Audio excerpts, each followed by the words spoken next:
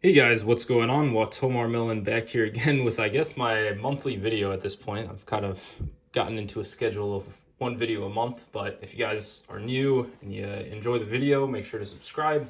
Also, check out my second channel. I think there's a link in the description. If not, the channel title is Tomar Millen V2. And if you go to my channel page, you should be able to see my second channel. I've been uploading more frequently on that, doing more market discussions and the like. But today we have an opening of a box that I got from Japan. For those who don't know, I have a collector friend who's native Japanese who helps me get stuff from Japan. And so there's a couple of $1,000, I think around $2,000 worth of stuff here. So without further ado, it's a lot of just random stuff. Some of the stuff I don't even know why I bought. I'm going to start with Yu-Gi-Oh, excuse me. So we'll do Yu-Gi-Oh first, and then at the end there'll be a little Pokemon as well. So without further ado, let's get into it. The first thing that I'm going to show is a sealed box of Absolute Power Force. I think it was like $100. This is my favorite 5D set, so $100 for a sealed box isn't too bad. I'm probably not going to sell this one for right now. And $100, if I really feel like I just want to open it, $100 isn't enough to really stop me from doing so. So maybe I'll open this in the future, but I wanted to get that. Next up, we have, this is a card that if you didn't know, it was given out as a prize to anyone who won the strongest deck tournament for Rush Duel. So the story is that there are a bunch of starter decks, or structure decks. I don't know what they call them in Rush Duels, but a bunch of them were releasing, and they planned an event that would be held at each locals, and whoever won this event in Rush Duels at each locals, only in Japan. Rush Duels haven't been released here in America yet.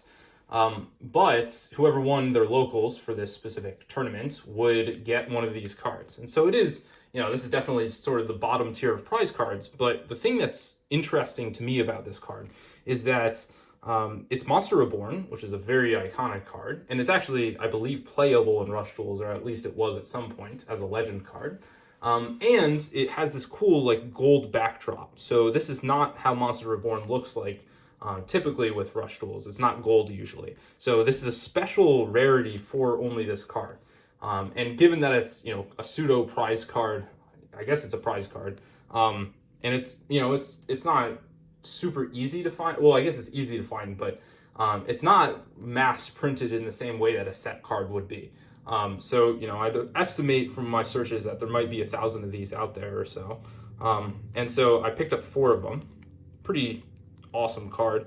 I really like the story behind it, and it wasn't too expensive. So I like having cards that I don't hear other people talking about. And this is a card that I didn't hear other people talking about. So when I have a cool card with a nice history, I like to pick those up. So I bought 4 of those. Then I have a bunch of these Rush Duel promo Dark Magician Girls. These are more so just like churn and burn. I'm going to grade the ones that are, good centering, no scratches, etc. Good corners, and then I'll just sell off the rest. Basically, with this sort of card, I can buy a bunch of these things, and not all of these cost $5.89. I think that was the first 3. But between grading and then selling them raw, I'll be able to profit, I think, pretty easily. So there are 8 right there. And then these come from this promo pack, and so I bought a bunch of these sealed promo packs. I think I have, this one feels thicker for whatever reason, but I have 4 of the sealed promo packs. So they have this front card, I don't know what it's called, and then they have Pot of Greed and Dark Magician Girl. So I bought 4 of those, which is pretty awesome. So I think in total I have 12 Dark Magician Girls. And then I also bought 3 of this secret rare promo. It's from Duel Monsters Millennium Scenes. I don't know exactly what, well, seems to be a DVD of some kind. But the card looks incredible, so I decided to pick up 3 of these, and it wasn't super expensive. I think it was like 13,000, 15,000 yen for the 3 of these, something like that. So I was willing to pay that. Also, something that I was supposed to mention in the beginning is that for those who don't know, if you're in America, the US dollar is very strong.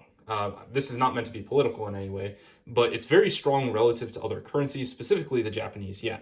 So if you can buy things in yen, as I am doing, you get much more purchasing power. I mean, just look up JPY, so Japanese yen to USD, US dollar, on Google, then look at the 5-year trajectory. You'll see that you have so much more purchasing power in US dollar when you convert dollars to other currencies than you have in the past. And so essentially I have 20% more purchasing power than a year ago. And that's pretty incredible. I'm getting some nice deals on these things because of that. So Next up we have, this is just the legend card from, it's a promo set from Rush Duels. Just very, very cool looking, not super expensive. I just needed this for my personal Rush Duels collection. Next up I guess I bought more of these. I don't know what else.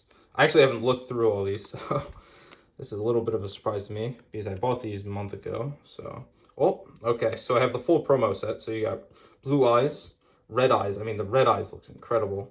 And then also the Dark Magician. And then I also got a Dark Magician girl. So I guess I have more of these Dark Magician girls.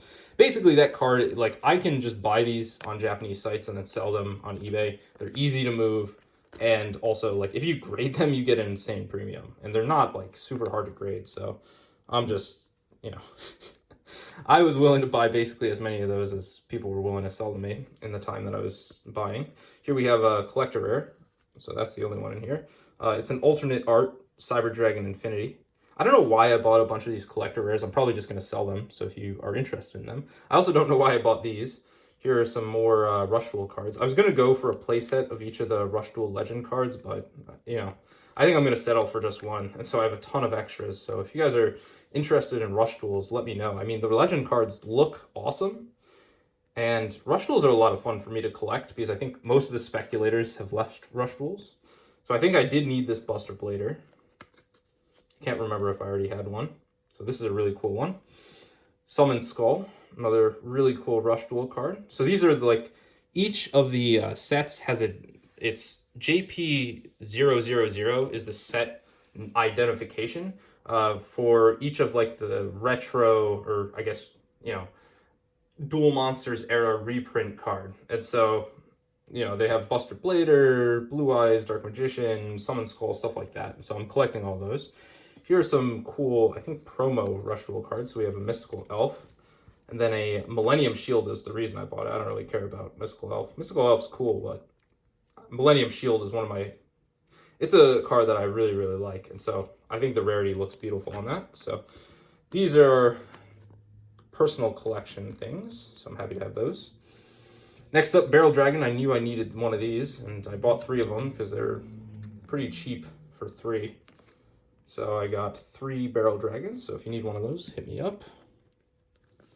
Next up, we have a card that I have no idea why I bought this. I think it's because I thought it might be gradable. A lot of times on these Japanese sites, you think something's gradable, but the images are low res. Okay. I can already tell that if this is... centering, it could slip by. I don't have really time to investigate the actual condition of what it is. It's off top to bottom. I mean, it looks to be, it doesn't have much whitening, so it does look pretty nice condition.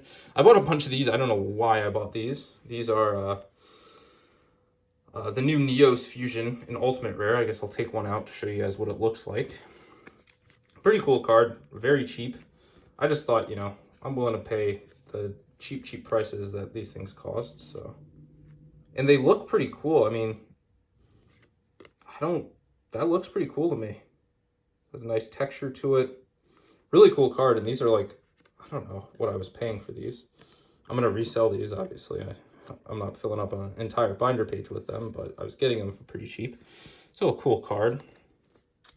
Not too much spent there. So we got a bunch of them right here. Next up, we have more collector rares. I think these are just Swap Frog collector rares. I have like sets of these in here.